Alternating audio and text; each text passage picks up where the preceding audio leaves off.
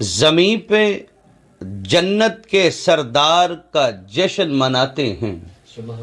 زمین پر جنت کے سردار کا جشن مناتے ہیں. مبارکباد دینے کا یہ انداز بھی اچھا ہے.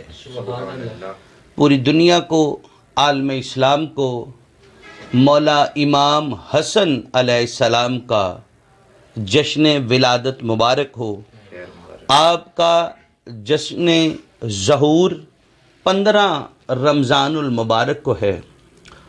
لکھنے والوں نے لکھا ہے کہ 15 رمضان المبارک کو بوقت ظہر جناب مولا امام حسن علیہ السلام بصورت ناطق قرآن، رحل عصمت و طہارت جناب بی بی پاک سیدہ فاطمۃ الزہرا صلوات اللہ علیہا کی آغوش عظیم میں جلوہ فرما ہوئے. اما عائشہ صدیقہ سلام اللہ علیہا سے روایت ہے کہ آپ فرماتی ہیں کہ میں کیا عظمتیں بیان کروں اس بی بی کی کہ جنہوں نے بوقت ظہر مولا امام حسن علیہ السلام کی ولادت کا ذریعہ بنی ہیں، وہ عصر میں نماز عصر بھی ادا کر رہی ہیں. تو یقیناً رمضان المبارک تھا جس پاک بی بی کے نہ روزے پہ فرق پڑا، نہ وضو پہ پڑھا، نہ نماز پہ پڑھا. وہ ذات پاک ذات کے پاک بیٹے جناب مولا حسن کی آمد ہے.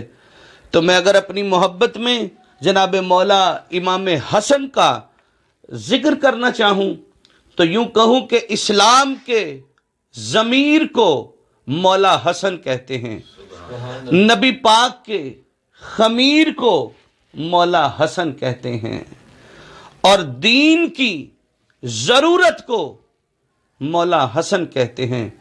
مولا علی کی دستار کے وارث کو مولا حسن کہتے ہیں، مولا علی کے وزیر کو حسن کہتے ہیں. بی بی پاک سیدہ فاطمۃ الزہرا سلام اللہ علیہا کی پہلی مسکراہٹ کو حسن کہتے ہیں. بی بی پاک زہرا سلام اللہ علیہا کی پہلی چاہت کو حسن کہتے ہیں.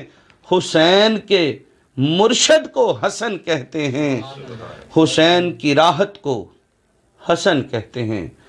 اور لفظوں کو بدل کے کہوں تو بڑے حسین کو حسن کہتے ہیں. سبحان اللہ. مولا حسن علیہ السلام کی آمد پاک پر ام ایمن فرماتی ہیں کہ میں بی بی پاک سیدہ فاطمۃ الزہرا صلوات اللہ علیہا کے قریب بڑھی کہ تاکہ اس وقت عورتوں کو ضرورت ہوتی ہے. آپ فرماتی ہیں میں اسی تقاضے کے تحت آگے بڑھی اور میں نے چاہا کہ میں بچے کو آغوش میں لوں اور میں اسے غسل کروا دوں جس طرح کے عام مولود پر عام بچوں کے ساتھ کیا جاتا ہے. تو ام ایمن فرماتی ہیں میں نے دیکھا کہ شہزادہ سجدے میں ہے، سبحان اللہ. اور جب میں نے کان لگایا محسوس فرمایا ام ایمن نے تو آپ پڑھ رہے تھے سبحان ربی الاعلی و بحمدہ. سبحان اللہ. اور پھر فرماتی ہیں میں اس حیرت میں ہی باغی دوڑی مسجد نبوی میں حضور پاک کو اس بات کی اطلاع کے لیے پہنچی کہ یا رسول اللہ آپ کے ہاں نواسا پیدا ہوا ہے. سبحان اللہ.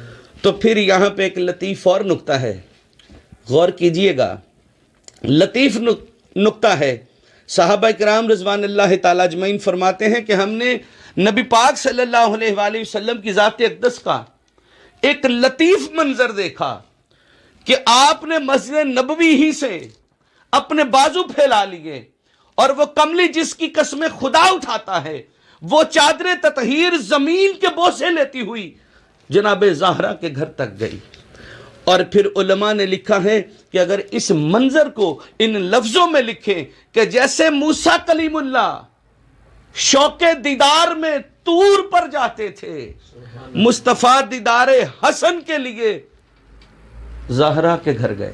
سبحان اللہ. سبحان اللہ. کیا کہنے مولا حسن کی آمد کے کہ جس عظیم ذات کی آمد پر نبی پاک صلی اللہ علیہ وآلہ وسلم بھی خود قدم رنجا ہو کر دیدار بھی فرمائیں اور انہیں اپنی آغوش رحمت بھی نصیب فرمائیں۔ سبحان اللہ مولا علی علیہ السلام کے اس شہزادے اور بی بی پاک زہرا سلام اللہ علیہ کے اس بڑے شہزادے جناب مولا امام حسن علیہ السلام کو بڑی عظمتیں ہیں، بڑی طہارتیں ہیں، بڑی پاکیزگیاں ہیں، اور ان کا جشن با مراد لوگوں کو نصیب ہوتا ہے۔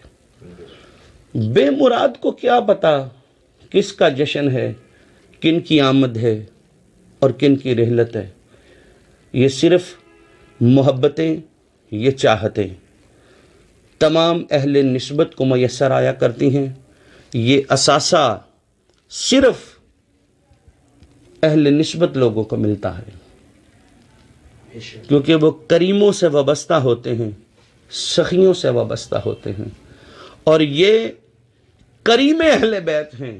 بے شک مولا حسین جو کریم کربلا کے لقب سے جانے جاتے ہیں، مولا حسن علیہ السلام کریم اہل بیت پہچانے جاتے ہیں۔ تاریخ گواہ ہے کہ زمانے کو مولا حسن کے دور اقدس میں جس کو جہاں پر بھی کوئی حاجت ہوتی تو وہ کریم اہل بیت مولا امام حسن مجتبی علیہ السلام کے در اقدس پہ حاضر ہوتا اور اپنی حاجتیں بیان کرتا اور انہی سے اپنی جھولیاں بھر کے جاتا۔